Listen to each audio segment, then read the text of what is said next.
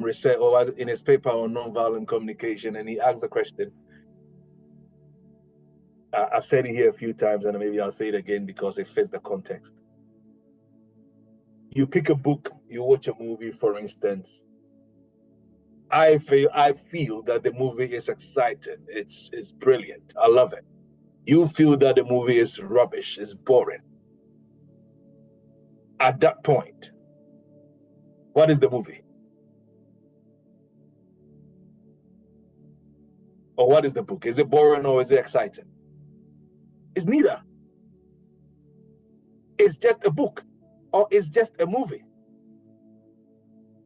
Our excitement, our feel of how exciting it is, or our feel of how boring it is all down to the observer. It's all down to the interpretation of the observer, the reactions of the observer, or the experiencer.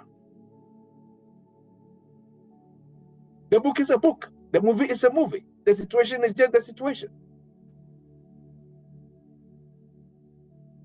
Our interpretations to it is what makes it what it is. So then I agree with Einstein when he says it's the truth. Nothing good or bad is thinking that makes it so. To the pure, all things are pure. To the defiled, even the holy things are defiled. What did David do? Remember, Sheba's son was sick. The man wept, cried, prayed, wishing, desiring that the boy would come back to life.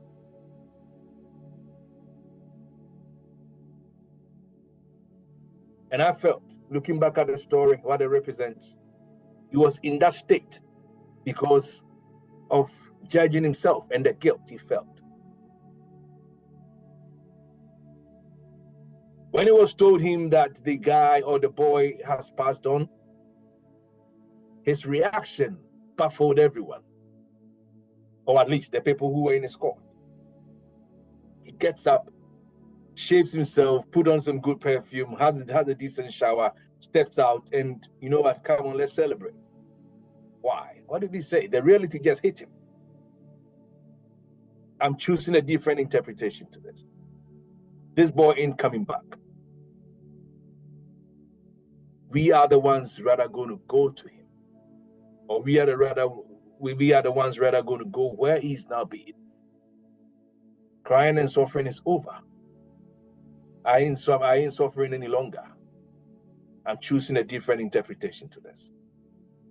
And scripture says that the countenance of the king was no longer sad, even when the boy passed on.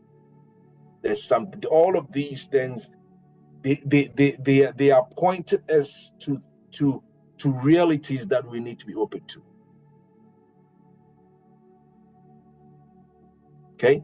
And I will stay on that.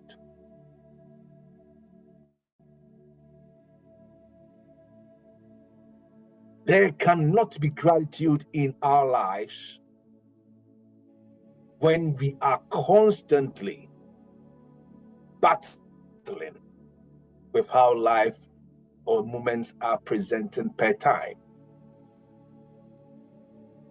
You can't be.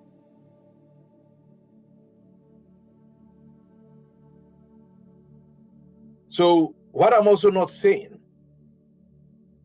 is that when something similarly happens, people may find it hard to say, oh, okay, you know what, I should be grateful even for this. No, I'm not saying that, because that in itself is an idea that you are suggesting to yourself in your head to make yourself feel like, oh, okay, oh yeah, they said that I need to be grateful for all things, so okay, I'm going to be grateful. No, that's not what I'm saying. I've not said that either.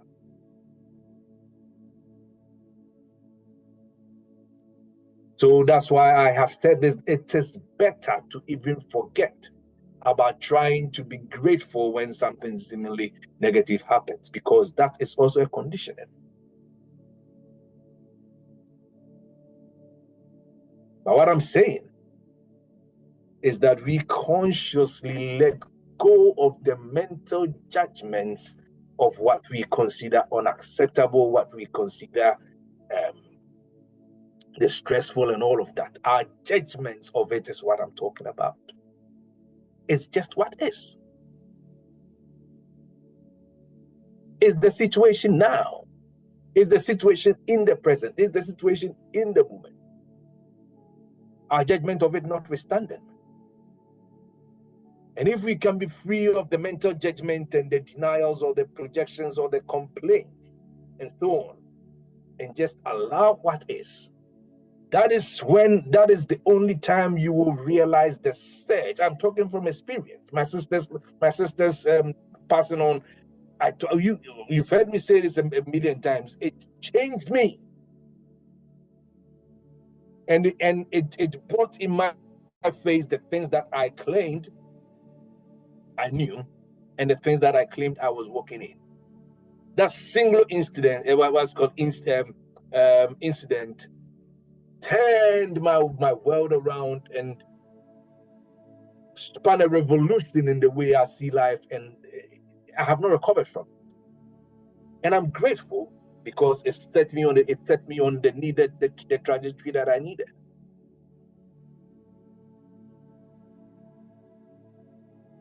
So our judgment, our denials, our projections, our complainings of what is what I'm talking about, because in the moment you let go of them, something deeper emerges from within you. And you begin to even see the situation beyond the negative connotations or the negative labelings that you put. By us coming into the place of acceptance of the inevitableness of the what is happening.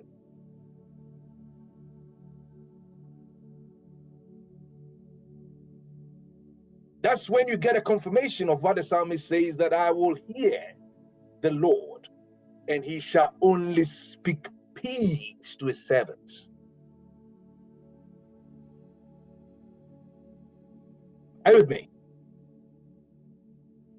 Whatever is happening, whether it's a large thing, whether it's a small thing, whether it's a harsh thing, whether it's a mild thing, if you are open, if we remain open to the isness of whatever is presenting, that peace is sure to arise. It may be subtle, it may be faint, it may be strong, however, it's there that you can't ignore it. It may even be that you are not noticing at first, but you will know that, you know what, something is keeping me calm, but I can't really put my finger on it. I dare say we have all experienced it, just that maybe we haven't paid attention to it. So in that space, you are not grateful for something bad happening, but you are grateful for the fact that you can still be at peace in the midst of this and you are not shaken. His heart is fixed, trusting in the Lord. That yes, the pain is there, but there is peace within me in the face of this. I'm not moved, I'm not agitated, I'm not perturbed. It is there. You can't. So that's what it means. That is what it means when he says that the peace of God will guard or garrison your heart and mind. In everything, give thanks, for this is the will of God concerning you. The will of God is gratitude. The will of God concerning you and I is appreciation. Because God can be against God. It comes back to what you said earlier on. What the universe is doing for, to, and through us is doing for itself. And the universe or the divine or God, whatever you want to call it, spirit, it's not there to sabotage itself. It's not. It does for its own good.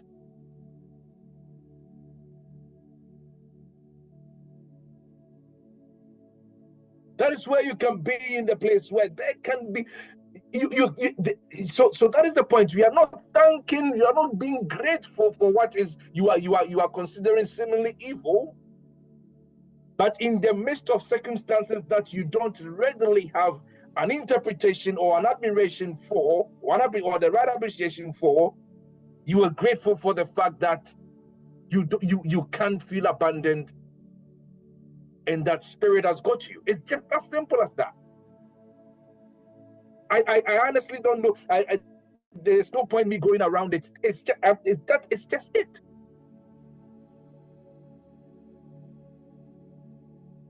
Why is it important? Because gratitude is transformation. It transforms your life. It's who you are. It's the you are. It's just your fabric. Love, which spans gratitude.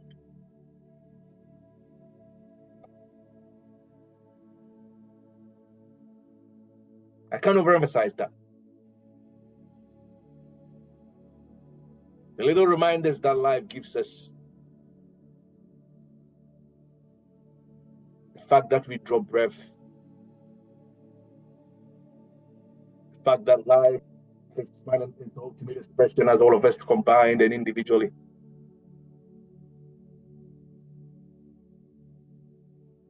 The analogy that I was making earlier.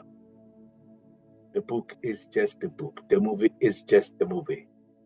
At that point, to borrow Dr. Rosenberg's words, the book doesn't go into an existential question and ask itself, what am I? Am I boring or am I excited?